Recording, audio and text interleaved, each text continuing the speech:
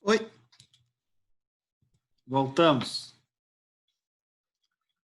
Só vou abrir aqui o aplicativo para a chamada.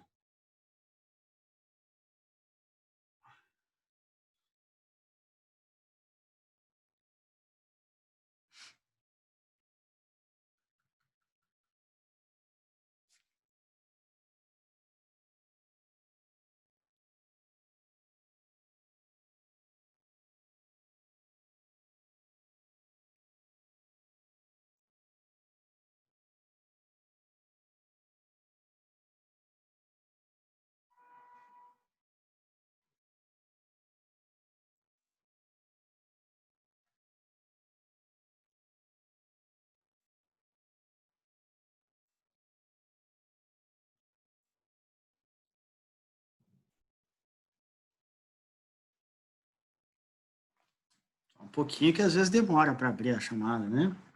Aí, a Alane está. Ana, não vi a Ana. Andriele está.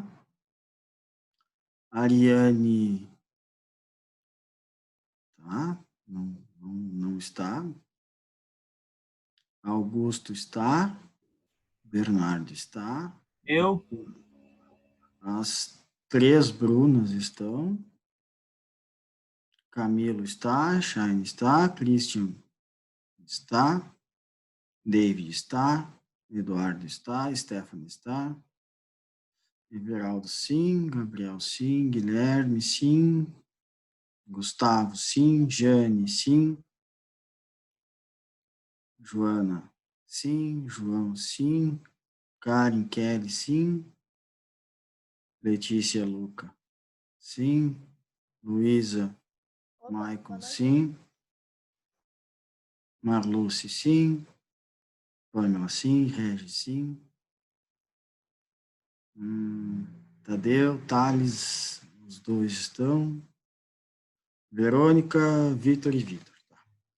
Isso aí.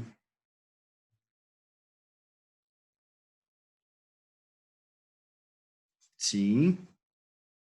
Tranquilo. Tudo certo na chamada. E aí, alguma dúvida sobre indeferimento da petição inicial? Acho que não, né? Que é bem tranquilo, bem simples mesmo. Tudo bem descrito no código, é só a gente tentar entender um pouquinho do raciocínio por trás. Então, agora nós oficialmente saímos do capítulo sobre petição inicial no Código de Processo Civil e a gente vai para aquilo que se chama de improcedência liminar do pedido, né? Nós saímos de uma sentença sem julgamento de mérito e nós vamos para uma sentença com julgamento de mérito. Nessa improcedência liminar do pedido, o juiz está efetivamente analisando a causa de pedido do autor, analisando o pedido feito pelo autor, dizendo que o áudio de mais alguém está com problema ou só da Bruna? Estão todos me ouvindo de boa? Sim, professor, tranquilo. Tá normal? Então, Bruna, te sugiro que tu saia e entre na sala de novo. Né? Às vezes, saindo e entrando de novo, tu clica lá no usar o áudio do computador e sei lá o quê, e aí acho que dá certo, tá? Te sugiro fazer isso daí. O juiz nessa não te dei falta, Joana. Não te dei falta, tranquilo. O juiz nessa sentença com julgamento de mérito, ele está dizendo que o autor não tem direito, né? Porque o nome dessa decisão, o nome dessa situação aí é improcedência liminar do pedido, ou seja, ela somente é aplicável para uma situação de improcedência.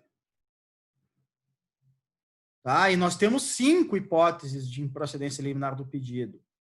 4 que são muito parecidas e uma que é um pouquinho diferente. Né? Dessas 5 hipóteses, eu posso dizer que nós temos, na verdade, 2 hipóteses, que eu já vou tratá-las com vocês. E para uma situação de procedência liminar? Pode? Não pode. Porque na procedência liminar do pedido, o juiz estaria dando uma decisão contrária a uma pessoa que sequer está no processo. Porque essa decisão liminar, essa improcedência liminar, ou no caso hipotético que eu estou dizendo, nessa procedência liminar, ela vai acontecer antes da citação do réu. Ah, e há necessidade de contraditório, de ampla defesa. Então, o juiz não pode dar uma sentença de procedência do processo antes de citar o réu. Isso não pode, nós não temos hipótese nenhuma dentro do Código de Processo Civil. Mas nós temos essa situação de improcedência. Tá? O Código de Processo Civil de 2015, ele é fruto de uma evolução, certo? De uma evolução na própria doutrina processual, na prática processual, da forma com que o direito processual ele deve ser interpretado. Então, nós tínhamos um processo civil de um jeito até 1988, né, com a Constituição.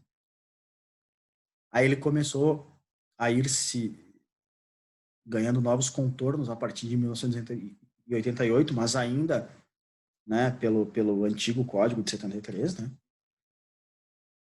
Aí nos anos 2000 começou a evoluir de uma forma diferente, né? O direito brasileiro, vocês devem lembrar, ele pertence ao sistema da civil law, certo? Para o direito brasileiro, o que a principal fonte, a fonte primária do direito brasileiro é a lei. Vocês já sabem disso desde teoria do direito, né? Mas vocês também devem ter aprendido na mesma disciplina lá do primeiro semestre que a jurisprudência vem ganhando cada vez mais força no direito brasileiro. Então, nós temos as 4 fontes principais: lei, jurisprudência, doutrina e costumes. Mas que lei e jurisprudência estão bem acima, né? Possuem grande relevância. A lei, tudo bem, a gente já sabe que no nosso sistema jurídico a lei é o mais importante. Mas essa evolução processual que eu falei para vocês, que o direito processual brasileiro vem né, conhecendo nas últimas décadas, ela está aumentando o status da jurisprudência. Então, no direito norte-americano, por exemplo, ele sempre foi muito embasado no precedente, na jurisprudência, né? E o direito brasileiro, isso ganhou maior destaque nos últimos tempos, nos últimos anos, nas últimas décadas, né? Então, um novo Código de Processo Civil, ele veio com a intenção de modernizar o processo, né? Com a intenção de trazer maior celeridade ao processo, apresentou algumas ferramentas para encerramento do processo, para finalização do processo o quanto antes, e ao mesmo tempo tentou criar para o Brasil uma espécie de teoria dos precedentes, né? Então, em diversos pontos espalhados no nosso Código de Processo Civil, existe previsão de respeito aos precedentes, né? De respeito à jurisprudência. Nesse artigo 332 tem isso, no 489 tem isso, mais lá para frente no Código, dos processos, nos tribunais, enfim, vai ter isso também, né? Do respeito ao precedente, da teoria do precedente no direito processual civil brasileiro. E por que eu falo isso? Eu falo isso porque 4 das 5 hipóteses de improcedência liminar do pedido são relacionadas com precedentes, né? São relacionadas com jurisprudência já existente envolvendo a matéria discutida no processo. Por isso, novamente, nós não estamos aqui contando com o bom humor do juiz. Se o juiz estiver de bom humor, ele vai mandar o meu processo adiante, e se ele estiver de mau humor, ele vai julgar improcedente. Não tem nada a ver com isso. os critérios são objetivos, né? As hipóteses previstas no artigo 332, elas são muito claras e específicas. Elas envolvem precedentes. Mas não qualquer precedente, não simplesmente uma decisão qualquer ali do Tribunal de Justiça sobre um caso parecido vai gerar a improcedência liminar do meu pedido. Não. Não é assim, né? Não é qualquer tipo de decisão que vai possibilitar uma improcedência liminar do pedido. Nós temos que ter algum precedente mais forte mesmo, né? E se vocês já ouviram isso, talvez na aula de teoria do direito, enfim, aquela fonte do direito que se chama jurisprudência, ela, na verdade, é o conjunto de decisões proferidas nos tribunais. E as decisões têm, eu posso dizer que elas têm até graus de relevância, graus de importância. Para cada processo, a decisão forma a norma a ser aplicada naquele processo, certo? Então, todos os processos precisam ter uma decisão. A relevância de cada decisão nos processos específicos, ela é enorme, não é nesse ponto que eu estou falando, né? O que eu estou dizendo é que tem alguns tipos de decisão, tem alguns tipos de precedentes que deverão ser respeitados por todos os juízes e desembargadores que vierem a julgar casos similares futuramente. É isso que eu estou dizendo. E são justamente esses precedentes mais fortes que podem gerar algum tipo de improcedência liminar do pedido. De que forma, né? São 4 hipóteses que tem ali nos incisos, ou melhor, é parágrafo, né? Não, incisos e depois tem os parágrafos. Nos 4 primeiros incisos do artigo 332, nós temos os precedentes que não podem estar em contrariedade com a petição inicial. Se a petição inicial buscar algo que esteja em contrariedade com esses tipos de precedentes, a petição inicial será julgada liminarmente improcedente. Na verdade, é o direito do autor e não a petição inicial, né? É o pedido do autor que será julgado liminarmente improcedente. Então, vocês já sabem que, já devem saber, que existem, ou pelo menos já imaginam, que nós temos processos em que se discute direitos, apenas direito, e tem processos em que nós discutimos fatos, além de direitos, né? Se eu ajuizo uma ação de indenização por acidente de trânsito, nós precisaremos analisar aquele fato, porque o fato jurídico acidente de trânsito ele é muito relevante para aquele processo. Nós provavelmente precisaremos produzir provas sobre esse determinado fato, para saber quem foi o responsável, né, quem foi o culpado. Nesse caso, eu já posso dizer para vocês que não é possível improcedência liminar do pedido, por causa da necessidade de produção de provas. Porque a fase instrutória do processo não é dispensada. É essencial para aquele processo ali de indenização que se analise provas específicas sobre o fato. Então, isso é uma questão de fato. Por outro lado, tem um monte de outros processos em que somente se discute questões de direito. Então, por exemplo, eu sou empresário de alguma coisa, eu tenho um comércio, eu tenho uma empresa. E aí a minha empresa paga diversos tributos, né? Vocês sabem. E aí tem alguns tributos que são relacionados com o faturamento da empresa, com renda. Uns têm relação com o lucro, outros com a receita bruta. Então, por exemplo, eu tenho lá PIS e COFINS, que é sobre a receita bruta, eu tenho lá imposto de renda, que vai ser de acordo com o meu lucro, e a contribuição social sobre o lucro líquido também.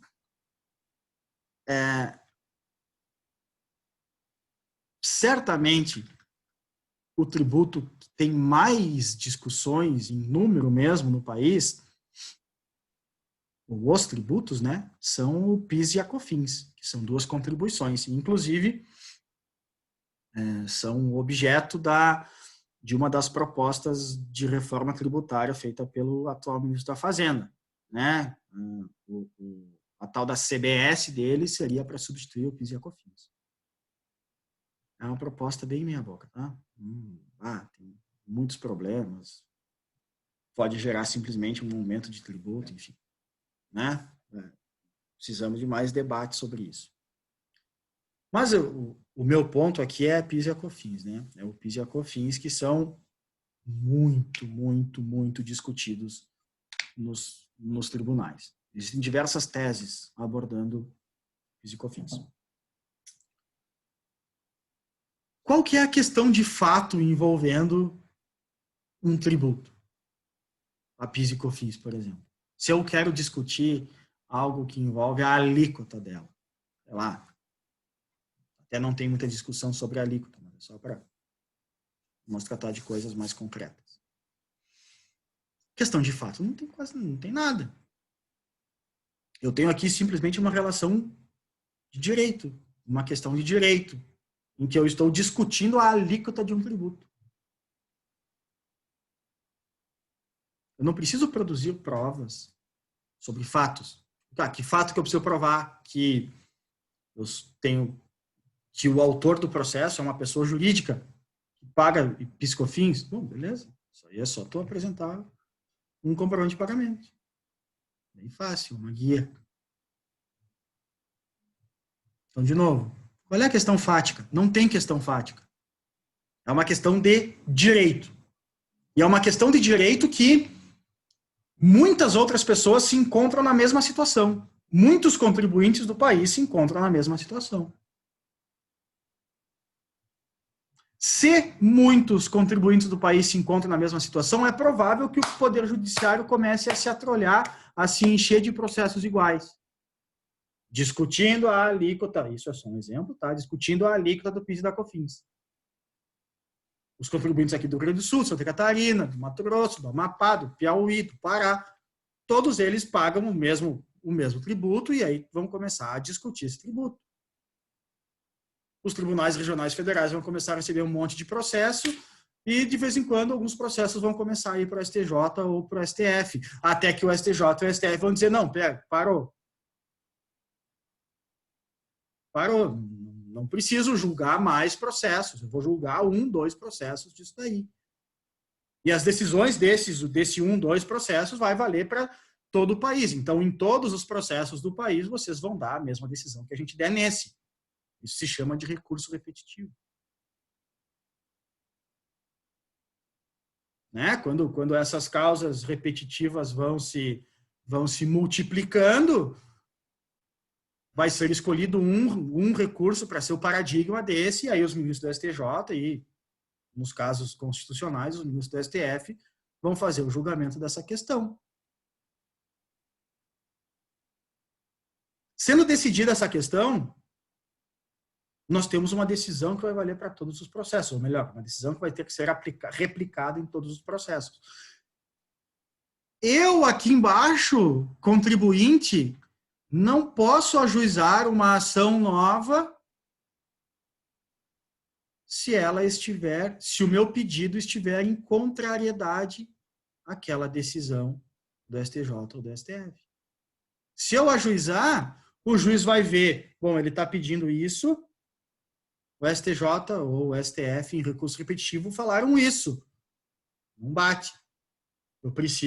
Eu, juiz, preciso utilizar essa decisão do STJ e do STF. Então, amigo, nós não temos provas fáticas para produzir, então a nossa fase instrutória ela é dispensada nessa situação e eu vou julgar improcedente liminarmente o teu pedido, porque você não tem direito.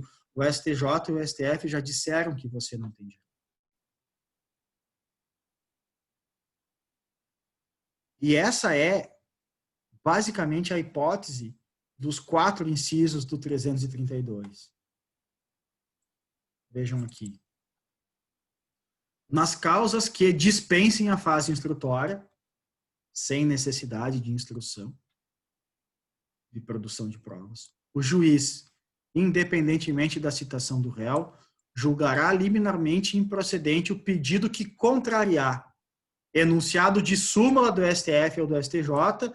Gente, súmula são verbetes, geralmente de um parágrafo, que representam o extrato, o suco, o sumo de algumas decisões repetitivas feitas pelos tribunais, né? Muitas questões foram julgadas à exaustão até que o tribunal disse, não, para situações assim nós temos as súmulas. Todos de vocês, a maioria de vocês tem vademecum, né?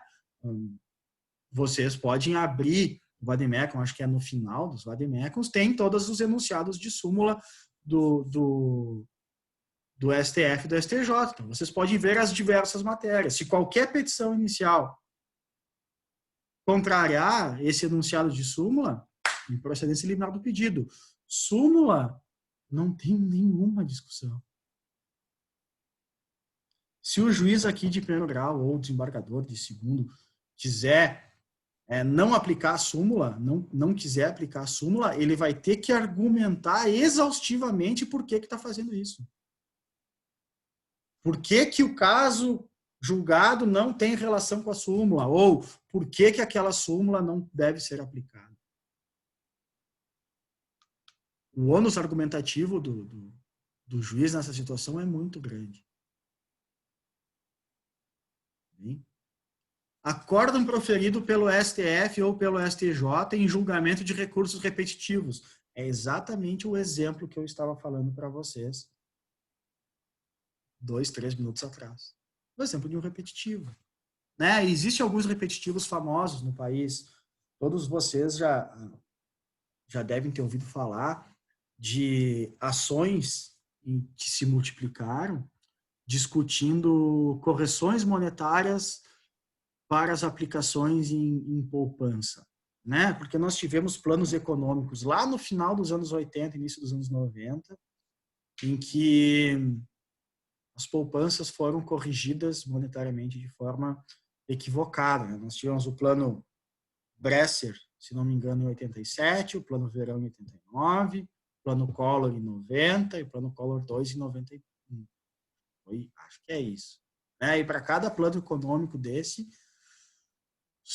proliferaram-se processos sobre a correção que foi aplicada nessas contas poupanças, né? Algumas os correntistas ganharam e do plano Collor 1, nas poupanças, parcialmente, alguns ganharam, alguns perderam. E também tem outras questões específicas envolvendo financiamento agrícola, que envolvia o plano Collor também, que aí é uma outra situação, mas tudo são situações repetitivas, né? Foram julgadas, que serão, ou algumas ainda serão analisadas pelo STJ e pelo STF de forma definitiva.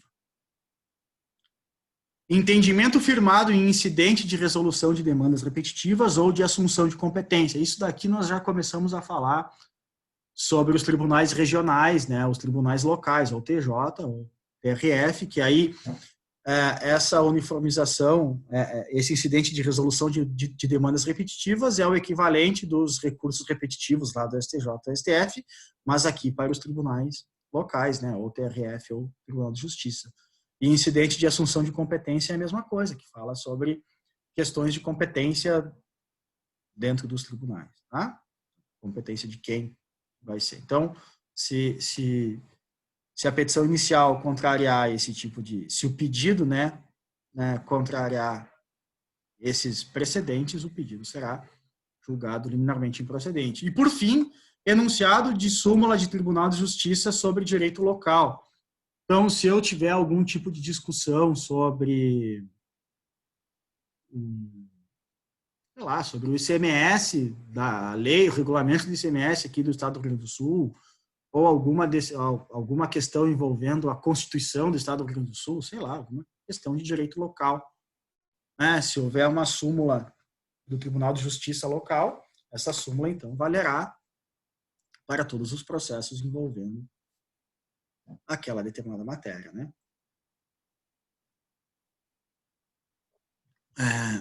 Por isso, gente, essas 4 hipóteses, as 4 hipóteses desses 4 incisos, elas falam sobre precedentes, tá?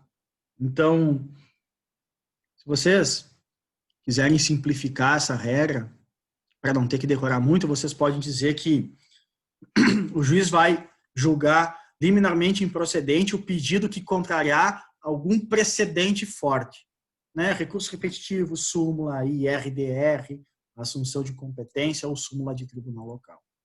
Se é uma decisão qualquer, algum acórdão aqui do Tribunal de Justiça sobre a matéria, ou algum acórdão lá do STJ, mas que não seja repetitivo, bom, aí a petição inicial até pode contrariar. Porque esses julgamentos, eles funcionam apenas como base argumentativa, se for o caso, né? Como fundamento em si, como uma fonte, mas não vinculam nada, né? Não vinculam as próximas decisões. Tá? E eu falei para vocês no início do estudo desse instituto aqui, sobre improcedência liminar do pedido, eu falei que nós são 5 hipóteses, mas que são basicamente 2, né? A segunda hipótese, ou a quinta, dependendo do ponto de vista, é essa daqui. O juiz também poderá julgar liminarmente improcedente o pedido se verificar desde logo a ocorrência de decadência ou de prescrição. Hipótese de decadência ou de prescrição. Isso já é algo que faz parte da análise dos juízes desde a mini-reforma do CPC ali de 2004, 2005. Né? Já se incluiu no CPC a possibilidade de o juiz analisar de ofício a ocorrência de prescrição ou de decadência. Então, se for ajuizado um processo de indenização, tá? Por causa de um fato que aconteceu 8, 9 anos antes do ajuizamento da ação, o juiz já pode julgar liminarmente improcedente o pedido por causa da flagrante prescrição, né? Seria 3 anos, foi ajuizar em 8, então é flagrante a prescrição. E prescrição é uma questão de mérito do processo. Porque é muito fácil de confundir isso, tá? Eu já vi muita gente confundindo isso. Não, como na prescrição ele não analisa o pedido do autor, então é como se fosse uma decisão sem análise de mérito, porque ele não está chegando a analisar o direito, certo? Ele está analisando o direito, ele só está dizendo que o direito não existe mais. Né? E tanto é uma questão de mérito que está regulamentado pelo Código Civil e não pelo Código de Processo Civil. Então, quando o juiz prolata uma decisão, uma sentença, reconhecendo a prescrição, ele está prolatando uma sentença de mérito. E se vocês, por acaso, não acreditam em mim, é só olhar o artigo 487. No inciso 2.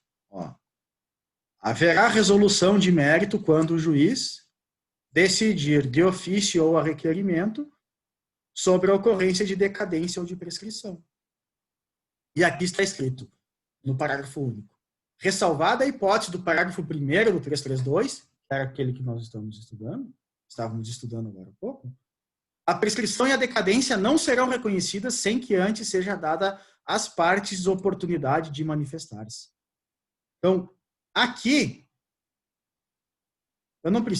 eu como juiz não preciso intimar o autor para se manifestar a respeito da opinião dele sobre prescrição. Não precisa. Tem a prescrição, é flagrante, improcedência liminar do pedido. Porque aquele direito não existe mais. Então, a principal, gente, é uma diferença estratosférica. A principal diferença entre indeferimento da petição inicial e improcedência liminar do pedido é a natureza da sentença que nós estamos falando, né? Uma é sem julgamento de mérito e uma é com julgamento de mérito. Naquela sem julgamento de mérito, corrigido o equívoco ou corrigidos os equívocos que geraram o indeferimento da petição inicial, a ação pode ser ajuizada de novo. No caso de improcedência liminar do pedido, não. Nós temos aquilo que se chama aqui de coisa julgada material, aquela matéria foi julgada, aquela matéria não pode mais ser alegada em juízo. Qualquer processo que venha repetir aquele pedido vai ser novamente julgado extinto, mas agora pela coisa julgada e não aqui pela improcedência liminar do pedido.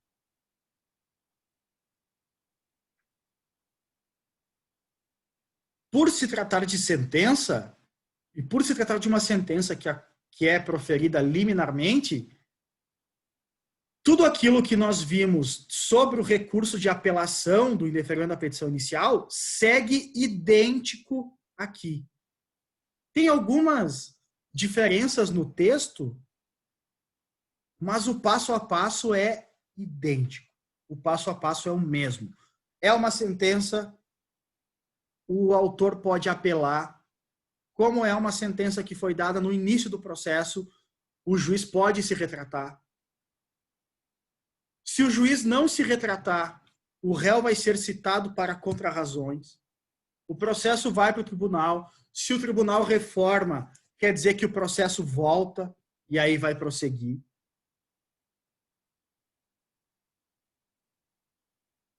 Se não houver reforma da decisão, significa que o processo acabou.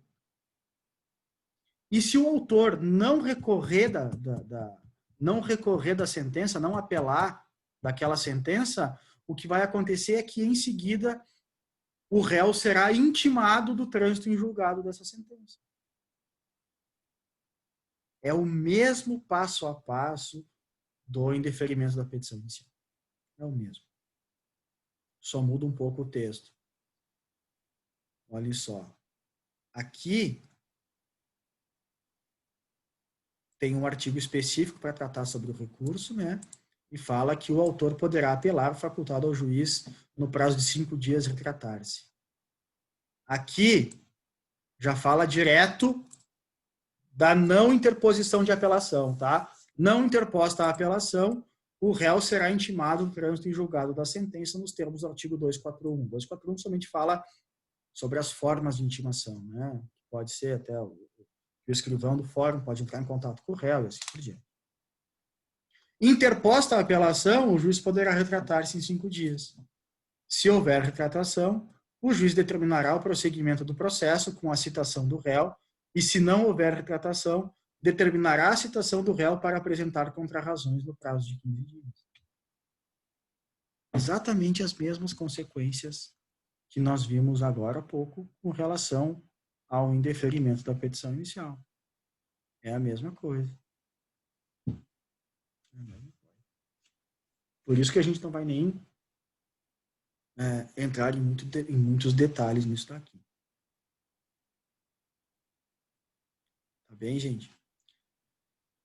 Essas são as duas possibilidades de sentença que nós temos aqui, nesse início do processo. E as duas sentenças, elas são liminares. Por que liminares? São antes de se escutar o réu. O réu não foi nem citado, né? Tem a petição inicial e, imediatamente, na primeira análise da petição inicial, o juiz vai prolatar essa sentença. Né? O juiz vai prolatar essa sentença. Aí abre o prazo para recurso. Vai ter recurso ou não, aí depende do autor, né? Com o recurso, o juiz pode se retratar. Se não se retratar, cita o réu para contrarrazões, aí o processo vai para o tribunal, ele é julgado, se a sentença é reformada, o processo volta, prossegue, se a sentença não é reformada, acabou o processo, né? O processo volta, mas aquela decisão vai acabar se tornando definitiva. Ok? Então, estamos quase acabando esse nosso quadro aqui, esse nosso quadro inicial.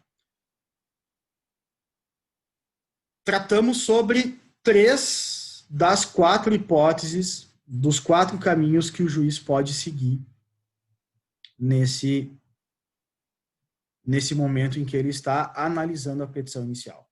Ele vai poder determinar a emenda da petição inicial, vai poder indeferir a petição inicial, vai poder julgar improcedente liminarmente o pedido, ou ele pode seguir o caminho que é o que mais acontece, que é o que acontece na maioria das vezes. Ele pode receber a inicial e citar o réu para a audiência do artigo 334. Tá? Essa é a última possibilidade. Eu vou apagar esse quadro, tá? Tem um esqueminha um pouco mais caprichado que esse, mas mais simples até, no AVA de vocês. Então, não se preocupem, tá?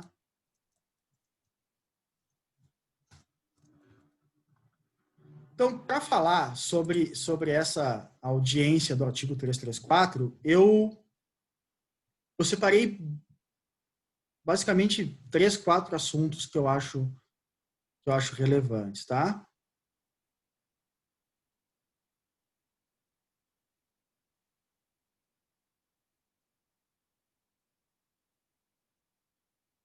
Que eu vou chamar assim, né?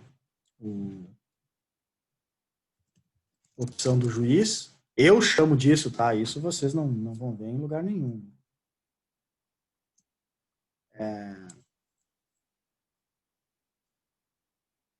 Não, vamos colocar um nome um pouco mais formal, um pouco mais técnico. Tá?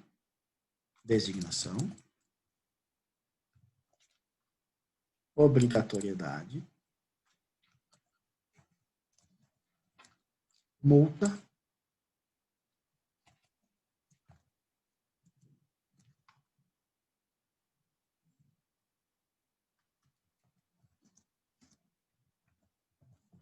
Forma e representação da parte, tá?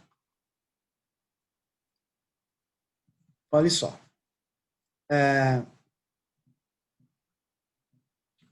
Algumas vezes que eu dei essa matéria, eu separava uma aula inteira para tratar sobre essa disciplina, sobre esse assunto aqui, sobre essa audiência.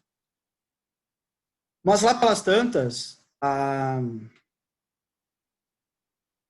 acabava ficando repetitivo para os alunos, né? Porque na disciplina da professora Carol, aquela de, sei lá, técnicas consensuais, métodos consensuais de solução de conflitos, ela fala bastante sobre mediação. É isso aí. Ela fala bastante sobre mediação, porque são as duas principais formas de solução consensual, especialmente no âmbito do Poder Judiciário, né? Então, todas as questões de procedimento, princípios, função do mediador, funções do conciliador, como que funciona a carreira, enfim, tudo isso, ela passou para vocês, né? Aquela situação de que o conflito precisa ser resolvido e não necessariamente ele é uma coisa negativa, a espiral do conflito. Então, todas essas as técnicas de mediação, então tudo isso de alguma forma ela passou para vocês. Então, não faz sentido eu passar para vocês isso de novo. Então, para onde que eu olho no momento de passar esse conteúdo para vocês? Eu olho para algumas das regras processuais que eu julgo serem mais relevantes. Esse artigo 334, ele é todo simples, ele é todo claro para nós, ele apresenta regras muito claras para nós. Então, não há maiores complicações. É só a gente pegar e ler esse artigo aí que vamos conseguir entender bem quais as regras para esse momento processual. Nessas regras, nós não temos uma definição ou uma apresentação do procedimento, nós não temos os princípios, nós não temos nada, nós temos somente regras sobre esse momento do processo. Regras sobre esse momento do processo. Tá? Por isso, o caput do artigo 334, ele já fala para nós aquela quarta opção do juiz. Emenda a petição inicial, indeferimento da petição inicial, procedência liminar do pedido e citar o réu para comparecimento na audiência. Se a petição inicial preencher os requisitos essenciais e não for o caso de improcedência liminar do pedido, o juiz designará audiência de conciliação ou de mediação com antecedência mínima de 30 dias. devendo ser citado o réu com pelo menos 20 dias de antecedência. Aqui está a quarta opção do juiz, o quarto caminho que poderá ser seguido pelo juiz. Preenchendo os requisitos essenciais e não sendo o caso de improcedência liminar do pedido. Não, professor, mas não está escrito aqui em indeferimento da petição inicial. Por quê? Porque o indeferimento da petição inicial ele é a consequência do não preenchimento dos requisitos. Então, se a petição preencher os requisitos, significa que ela não será indeferida. Sim. E aí, preenchidos os requisitos e não sendo o caso de improcedência liminar do pedido... Gente, por acaso, trancou a minha internet? Tá normal. Normal? Ah, não. Eu vi uma mensagenzinha aqui no meu computador, deu uma impressão que tinha dado uma oscilada. Deu a impressão que tinha dado uma oscilada. Beleza. Então, preenchidos os requisitos e não sendo o caso daquela situação de prescrição ou precedente forte, não está escrito aqui o juiz pode designar a audiência. O juiz designará a audiência de conciliação ou mediação, com antecedência mínima de 30 dias, devendo ser citado o réu com pelo menos 20. Tá?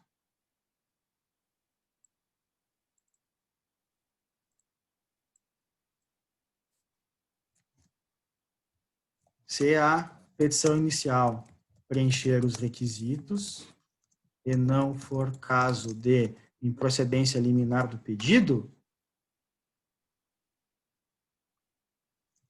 o juiz designará a audiência do 334. Ela é uma fase obrigatória do processo de conhecimento. Claro que pode, Joana, deve. Faça. Assim, ó, eu já vi despachos, eu não lembro exatamente com que palavras eram, mas eu entendi assim que a doutora estava querendo dizer que, por exemplo, nesse caso, 90% das vezes não se resolve com conciliação e mediação, por isso descarta essa etapa e, tipo, prossegue, sabe? Eu já vi alguns despachos nesse sentido. Uhum. Acontece, tá? Acontece mesmo. Essa é uma clara situação, Joana, que eu sempre falo talvez para vocês eu ainda não tenha dito, então eu vou falar agora. Especialmente para quem faz estágio, para quem já trabalha na prática, vai receber algumas informações dessa disciplina com um estranhamento, né? Porque, tipo, mas onde eu trabalho não acontece assim. Ou já vi situações diferentes. Existem diversas coisas que são regras previstas no código que são relativizadas de algum jeito na prática. Essa é uma delas, tá? Essa é uma delas. Essa audiência, ela é obrigatória, a lei diz que ela é obrigatória, e muitos juízes levam ao pé da letra essa obrigatoriedade.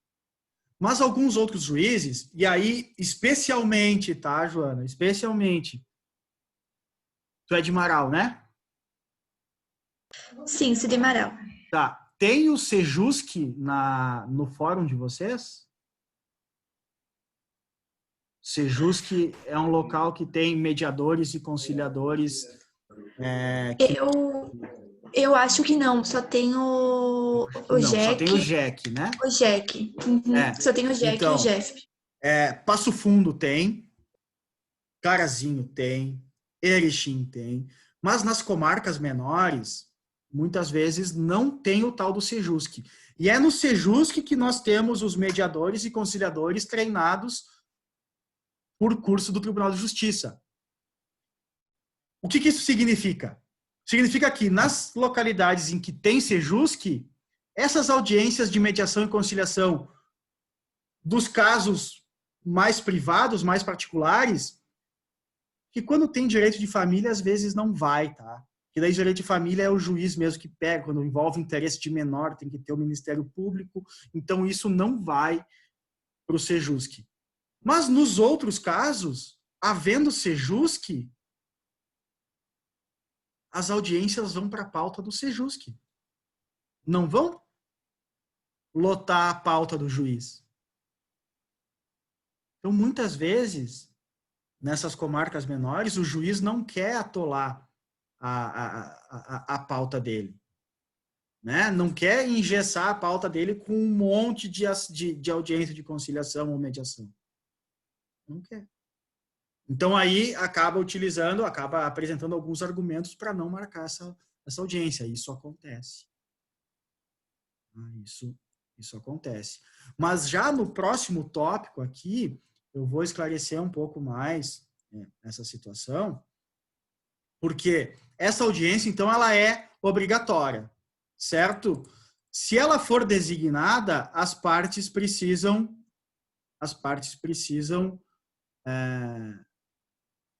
tá. Aqui eu só vou colocar aqui caput, tá? Está no caput do artigo 334 essa regrinha que eu falei para vocês aqui, tá? Agora, essa audiência ela é obrigatória, como eu acabei de falar para vocês, né? Ela somente não vai acontecer se as duas partes do processo se manifestarem, dizendo que não querem. Ou nas situações em que não for admitida a autocomposição. O que significa? Bom, vamos por partes aqui. É fase obrigatória do processo de conhecimento, tá? Não vai ocorrer se,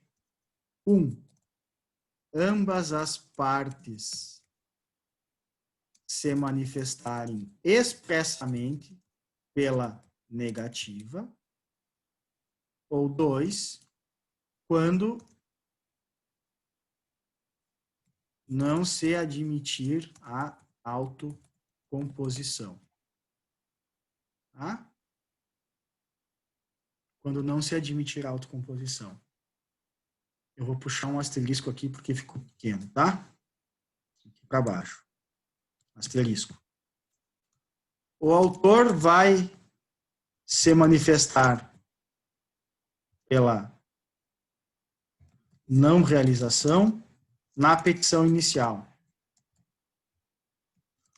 O réu vai apresentar uma petição simples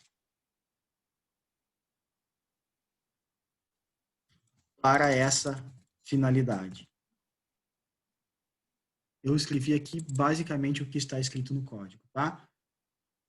A audiência não será realizada se ambas as partes manifestarem expressamente desinteresse na composição consensual ou quando não se admitir a composição, tá? Eu vou colocar aqui, somente para indicar para vocês, parágrafo 4º, tá? Lembram aquele requisito da petição inicial? A opção pela realização ou não da audiência de conciliação ou mediação? É por causa disso. E já na petição inicial, o réu vai saber se o autor tem interesse ou não na realização dessa audiência. Se o autor se manifestar pela não realização, mesmo assim, o correto é o juiz designar. Tá? O juiz vai designar. Pode acontecer, como a Joana falou, de uma situação em que o juiz não designa. Mas o código diz para designar, tá?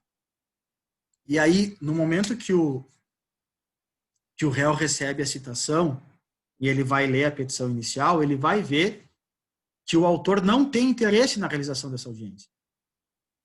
Então, se ele, réu, também não quiser, ele apresenta uma petição tá? Com antecedência mínima de 10 dias para a realização da audiência, e aí ele vai dizer que ele não quer. A audiência vai ser cancelada, e a partir daquela petição, o prazo de contestação dele vai começar a contar. Isso está no parágrafo 5º desse mesmo artigo. O autor deverá indicar na petição inicial seu desinteresse na autocomposição e o réu deverá fazê-lo por petição apresentada com 10 dias de antecedência contados da data da audiência. E aí que vai começar a contar o prazo dele para a contestação. Parágrafo 4º, eu também vou colocar aqui o parágrafo 5º, que os dois são importantes. Tá? Mas, beleza. A audiência foi designada, somente um deles se manifestou pela não realização, então ela vai acontecer. Aquele que se manifestou pela não realização resolve não comparecer na audiência. Não façam isso. Tá? Não façam isso. Porque se não comparecer na audiência, vocês vão entrar na hipótese do parágrafo 8º. O não comparecimento injustificado do autor ou do réu à audiência de conciliação é considerado ato atentatório à dignidade da justiça e será sancionado com multa de até 2% da vantagem econômica pretendida ou do valor da causa, revertido em favor da União ou do Estado. E isso, gente, é grave. É um estímulo para comparecimento na audiência. Quem não comparecer será multado em até 2% do valor da causa por ato atentatório à dignidade da justiça. Tá? Isso está no parágrafo 8º. Isso mostra que é uma fase realmente obrigatória, que o Código de Processo Civil quer que as partes fiquem frente a frente para tentar uma conciliação, para tentar uma mediação, para tentar uma autocomposição, e que se a audiência for designada, tu tem que ir. Tu tem que ir. Porque se tu não for, vai ser multado. Ah, professor, mas eu não... E se a pessoa não quer ver a outra na frente? Você tem um ódio mortal. Manda o teu advogado. E aí que a gente chega na última regrinha que eu quero passar para vocês, né? Forma e representação. A audiência pode ser pelo meio eletrônico, né? Isso, no atual momento, é importante, tá? No atual momento é importante, as audiências têm sido realizadas de forma eletrônica e a parte pode mandar o seu advogado com procuração específica. Essas duas regrinhas estão nos parágrafos 7º e 8º e 9º, né? Ou seja, nós estamos no século XXI, as audiências em algum momento poderão começar a ser feitas de forma eletrônica. É claro que audiências de instrução são sempre complicadas, audiências de mediação se prefere que as partes estejam frente a frente, mas pode ser que aconteçam de forma eletrônica. Mas essa segunda parte, a parte pode mandar o seu advogado com procuração que tenha poderes específicos, é justamente para evitar essa multa aqui. Tem que mandar alguém para a audiência. Mas, se para a audiência for somente o advogado, ele vai ter que ter na procuração dele poderes específicos para comparecer nessa audiência e poder específico para conciliar, para transigir, se for o caso, né? Poder específico para entrar em algum acordo, ó. Poderes para negociar e transigir. se o advogado não tiver poderes para negociar e transigir, é como se ninguém tivesse comparecido. Vai ter a multa. E os juízes fiscalizam isso. Por que que fiscalizam? Fiscalizam isso porque é uma forma de entrar dinheiro para o Poder Judiciário. Juízes, mediadores e conciliadores efetivamente fiscalizam isso. Eu nunca esqueço, teve uma audiência que envolvia direito de família, era uma exoneração de alimentos, e foi marcada essa audiência de conciliação, mas aí como era direito de família, quem fez a audiência foi o juiz. O meu cliente não foi, mas ele me mandou.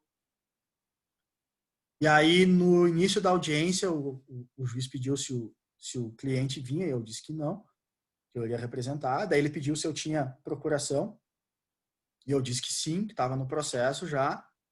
E ele disse, não, então deixa eu ver se tu tem poderes para negociar e transigir. Tu tem? Eu disse, não, pelo que eu lembro, sim. Ele, não, porque se não tiver, eu vou aplicar a multa, né?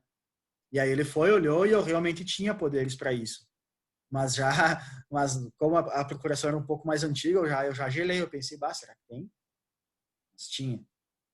E desde o começo do processo, eu coloquei.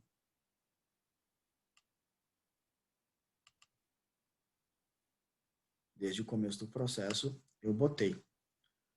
Então, e aí não deu acordo nem nada. Mas isso, dentro dessas questões aqui, gente, dessas regras que eu expus para vocês, estão a maioria das questões de concurso que eu já vi sobre essa disciplina, assim, sobre essa disciplina específica, sobre a audiência do 334, né? Eu já vi questões muitas sobre a obrigatoriedade, sobre a multa, sobre a forma e representação, né? Então, é por isso mesmo que eu pincei essas regras aí. Eu sugiro que vocês leiam o materialzinho que eu fiz, que eu elaborei, são 2 slides, é muito rápido, que vocês leiam esse artigo, né? E no momento oportuno, nesse semestre, quando eu passar questões de revisão para vocês, vai ter questões sobre essa disciplina. Então, vocês vão fazer um pouco. Não é nem de perto uma matéria desimportante, desnecessária, mas é que vocês já têm no curso de Direito da IMED uma disciplina específica que trata mais a fundo sobre isso. Então, por isso que nesse momento eu só olho para algumas regrinhas que eu julgo serem bastante relevantes. Certo? Posso fechar esse quadro, Shine? Pode sim. Obrigada. De nada.